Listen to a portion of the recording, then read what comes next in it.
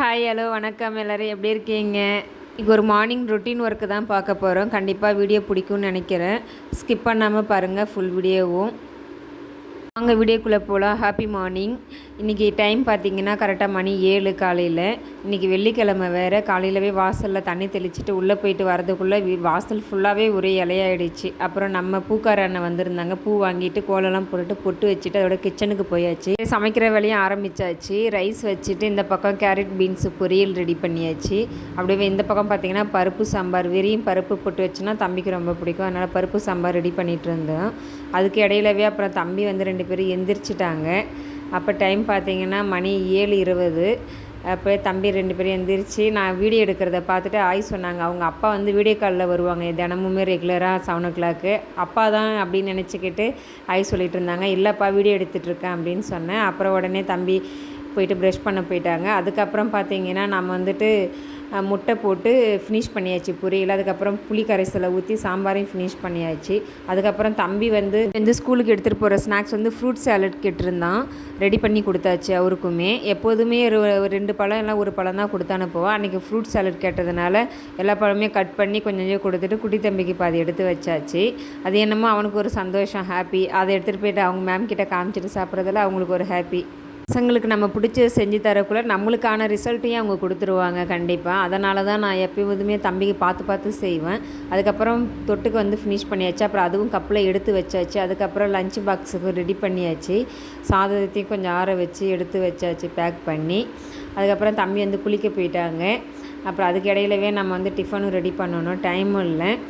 தம்பி வந்து போலீஸ் வேனில் போகிறதுனால கரெக்டாக 8:30 அவனுக்கு வேன் வந்துடும். அதுக்குள்ளே அவன் ரெடி ஆகணும்.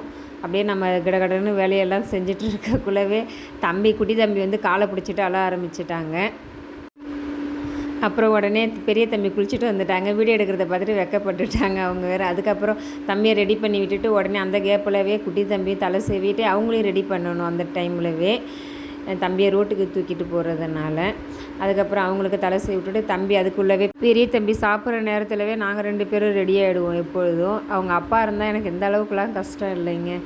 ஏன்னா எல்லார் வீட்லேயுமே ஒரு டேடி இருந்தேன்னா ரொம்ப ஹெல்ப்ஃபுல்லாக இருக்கும். அதை நான் ரொம்பவும் மிஸ் பண்ணுறேன். அவங்க அப்பா இந்த இடத்துக்குள்ள இந்த டைமில் இல்லாதது. அதுக்கப்புறம் பார்த்திங்கன்னா டைம் ஆகிடுச்சு. ரோஹித் வீடியோவுக்கு பாய் சொல்லிவிட்டு கிளம்பிட்டாங்க. அப்புறம் நம்மளும் குட்டி தம்பியை தூக்கிட்டு கிளம்பியாச்சு. அப்போ ரோட்டுக்கு வரதுக்குள்ளவே வேனும் கரெக்டாக வந்துருச்சு. நம்ம இருக்கிறது பார்த்திங்கன்னா போலீஸ் குவார்ட்டர்ஸ் பழைய குவார்ட்டர்ஸில் இருக்கும். நியூ குவார்ட்டர்ஸ்க்கு போய்ட்டு அங்கேயும் கொஞ்சம் பிள்ளைங்கள்லாம் கூட்டிகிட்டு தான் போகும் வேனு. 3 சிங்கிள் போகும். நம்ம ஃபஸ்ட்டு ரவுண்ட்லேயே ஏற்றி விட்ருவோம் எப்பொழுதுமே. அவங்க அப்படியே பாய் சொல்லிவிட்டு அதோட நம்ம குவார்ட்டர்ஸ்க்கு வந்தாச்சு. நடந்து வந்துட்டுருக்கோம் நானும் குட்டி தம்பியும். தம்பி ஒரே சந்தோஷம்தான். அவங்க அண்ணனை அமுச்சு விட்டாலே எங்கிட்ட சண்டை போட்டுறதுக்கு ஆள் இருக்காது.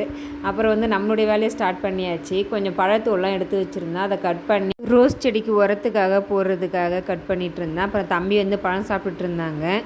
செடிங்களுக்கு பார்த்திங்கன்னா நான் எப்போதும் தனி உரம் கொடுக்க மாட்டேன். இந்த பழத்தோல் இந்த மாதிரி வேஸ்ட்டை தான் போடுவேன்.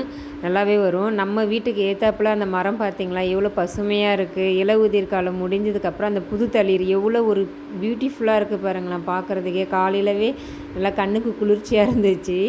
மாடியில் குட்டி பாப்பா ஒருத்தவங்க சாப்பிட்டுட்டு இருந்தாங்க. வீடியோக்கு ஒரு ஆய் சொல்லிட்டு போனாங்க. அதுக்கப்புறம் பார்த்திங்கன்னா நம்மளுடைய குட்டி கார்டனுக்கு வந்தாச்சு. கார்டனில் நம்ம நிறைய பூச்செடியெலாம் வாங்கிட்டு வந்து வச்சுருக்கோம். அது மட்டும் இல்லாமல் ஒரு அன்னாச்சி செடி வச்சோம். ஒரு 3 அன்னாச்சி செடி கிட்டத்தட்ட 2018 வச்சோங்க. இன்னமுமே அது காய் வரலைங்க. எங்கள் வீட்டுக்கார் வந்து நான் ட்ரான்ஸ்ஃபர் போயே வந்துடும் போல், அது என்னமோ காய் வரல அப்படின்னு என்னை அடிக்கடி கிண்டல் பண்ணிகிட்டு இருப்பாங்க. அப்புறம் இந்த வாழை மரம் பார்த்திங்கன்னா குட்டி கண்ணாக எடுத்துகிட்டு வந்து வச்சோம். நம்ம பண்ருட்டியிலேருந்து எடுத்துகிட்டு வந்து வச்சோம். அதுவுமே நல்லா வளர்ந்து ஒரு 4 தாறு கிட்ட விட்டுருச்சு. நல்லா சூப்பராக அந்த கன்று. அது மட்டும் இல்லாமல் ஜாடியில் கொஞ்சம் பூச்செடி வச்சுருக்கோம். ரோஸ் செடிலாம். எங்கேயா இருந்தாலும் நம்மளுக்கு கார்டனிங் பண்ணுறது ரொம்ப பிடிக்கும். அப்புறம் வந்து வீட்டுக்கு தேவையான வெஜிடபிள்ஸ்லாம் போட்டு வச்சுருக்கோம். அது மட்டும் இல்லை முள்ளங்கி எவ்வளோ அழகாக வந்திருக்கு பாருங்கள். ஒரு 4-5 முள்ளங்கி எடுத்துட்டேன். அதுக்கப்புறம் ரோஸ் செடிக்கு உரம் வைக்க வந்தாச்சு. நம்ம வந்துட்டு அந்த பழுப்பு இலையெல்லாம் பிச்சு எல்லாத்தையும் க்ளீன் பண்ணி விட்டுக்கணும் ஃபஸ்ட்டில். நோய் தாக்குதல் இலை இருந்துச்சுங்கன்னா அடுத்தடுத்து நம்மளுக்கு மொட்டுக்கள் அவ்வளோ சீக்கிரமாக வராது. அதனால தான் அப்பப்போ க்ளீன் பண்ணி விட்டுக்கிட்டே இருக்கிறது. இதில் பார்த்திங்கன்னா ஒரு பூ இருக்குது பிரிக்காமல். அதில் நிறைய பூ வந்து இது லாஸ்ட்டு பூ. இப்போ பூ எடுத்துகிட்டு அப்படியே எல்லாத்தையும் கட் பண்ணி விட்டுட்டு நம்ம செடிக்கு அப்படியே உரத்தை வச்சுக்கலாம். அது மட்டும் இல்லாமல் நம்ம வந்துட்டு எங்கே இருந்தாலும் நம்மளுக்கு செடி வைக்கிறதுனா ஒரு ஆசை தான். நம்ம போயிட்டாலுமே அடுத்த வர ஃபேமிலிக்கு அது யூஸ்ஃபுல்லாக இருக்கும். இந்த வீடியோவை பார்க்குற நீங்கள் உங்களுக்கு கார்டனிங் ரொம்ப பிடிக்கும்னா ஒரு லைக் போட்டுட்டு வீடியோவை பாருங்கள். அதுக்கப்புறம் வந்து மண்ணெல்லாம் நல்லா கிளறி விட்டாச்சு. எப்பயுமே உரம் கொடுக்கக்குள்ளேயும் பழத்தோல் போடக்குள்ளேயும் நம்ம மண்ணை நல்லா கிளறி விடணும். கிளறி விடக்குள்ளே புது மண் நம்மளுக்கு மேலே வரும். அப்போ வந்து வேரும் நல்லா கீழே நம்மளுக்கு இறங்கும் க்ரோ பேக்கில். அதுக்கப்புறம் பார்த்திங்கன்னா பழத்தோல் வந்து அப்படியே ஒரு செடிக்கு நம்ம ஒரு கை அளவு கொடுத்தா போதும். செடிக்கு பார்த்திங்கன்னா எப்பொழுதும் உரம் வந்து அதிகமாகவும் கொடுக்கக்கூடாது, கம்மியாகவும் கொடுக்கக்கூடாது, ஒரு அளவோடு கொடுக்கணும். அதேமாரி வாரத்துக்கு ஒரு டைம் நம்ம லிக்விடாவோ இல்லைனா இந்த மாதிரி உரமாவோ இந்த மாதிரி காய்கறி தொழுதோ ஏதோ ஒன்று நம்மளுக்கு கரெக்டாக அந்த டைமுக்கு கொடுத்துட்டே இருக்கணும். அதுக்கப்புறம் அந்த பூவை பறித்து என் குட்டி தம்பிக்கிட்ட கொடுத்தேன்னா அதை பிச்சு போடணும் அப்படின்னுட்டு ஒரே அழுகை. கையில் கொடுத்தவொடனே என்னடா பண்ணுறான்னு பார்த்தா பிச்சு போட்டு விளையாடிட்டு இருக்கான். அதை வாங்கினதுக்கு அவ்வளோ அழுகு. அதுக்கப்புறம் அவங்ககிட்ட அந்த முள்ளங்கி தலையெல்லாம் பிரித்து கொடுத்துட்டு அதோட சமாதானம் பண்ணி படுத்திட்டு அதுவே நைஸாக அந்த மண்டையில் இருக்கிற கொண்டையில் அந்த ரோஸு சொருவியாச்சிங்க. ஐயோ இவனை வச்சுக்கிட்டு ரொம்ப சேட்டைங்க. உங்கள் வீட்டு குட்டீஸ்லாம் இந்த மாதிரி இருப்பாங்களான்றதை கமெண்டில் சொல்லுங்கள். அதுக்கப்புறம் செடிக்கெலாம் தண்ணி அடிக்க ஆரம்பித்தாச்சு. தண்ணி அடிக்கக்குள்ளேயும் ஒரே அட்டகாசம், வந்து தண்ணியில் விளையாடணும்னு ஒரே சேட்டை. அவனை தூக்கி இடுப்பில் வச்சுக்கிட்டே ஒரு கையால் தண்ணி அடித்தாச்சு. அதுக்கப்புறம் ஒரு வழியாக க்ரோ பேக்கில் இருக்கிற செடிகளுக்கும் பார்த்திங்களாவே அப்போவே தண்ணியெல்லாம் ஃபுல்லாகவே அடித்து விட்டுருவேன். தனித்தனியாக தண்ணி ஊற்றிட்டு இருக்க மாட்டேன் நான் எப்பொழுதுமே. அதுக்கப்புறம் வந்து நம்ம கொஞ்சம் செடியில் இருக்கிற பூவும் கொஞ்சம் பிரித்து எடுத்துக்கிட்டாச்சு நம்மளுக்கு பூஜாடியில் போடுறதுக்காக. காலையில் பார்த்திங்கன்னா நம்ம பூக்காரன்கிட்டே பூ வாங்கியிருந்தோம். நம்ம செடியில் எப்பொழுதும் பூ அதிகமாக தான் இருக்கும். இருந்தாலுமே அவங்க வந்தாங்கன்னா 2 பூ பாக்கிட்டு வாங்கிடுவோம். ஏதோ நம்மளால் முடிஞ்சது. அந்த அண்ணன் வந்து விருதாச்சலத்துலேருந்து பாவு கொண்டு வந்து விற்றுட்ருக்காங்க. நம்மளால் முடிஞ்ச ஒரு சின்ன ஒரு ஹெல்ப்பாக அப்படின்ட்டு ஒரு 20 ரூபாய்க்கு நம்மளால் முடிஞ்சது ஒரு பூ வாங்கிடுவேன். பாவம் அந்த அண்ணன் எப்பொழுதும் வெயிலில் வந்து கொடுத்துட்டு போவாங்க.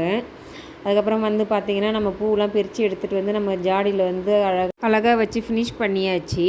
கண்டிப்பாக இந்த வீடியோ உங்களுக்கு ரொம்ப பிடிக்கும்னு நினைக்கிறேன். பிடிச்சிருந்தா ஒரு லைக் போடுங்க, ஷேர் பண்ணி கமெண்ட் பண்ணுங்கள். முக்கியமாக சப்ஸ்கிரைப் பட்டனை ப்ரெஸ் பண்ணிவிடுங்க. உங்கள் ஃப்ரெண்ட் அண்ட் ஃபேமிலிக்கு ஷேர் பண்ணி விடுங்க.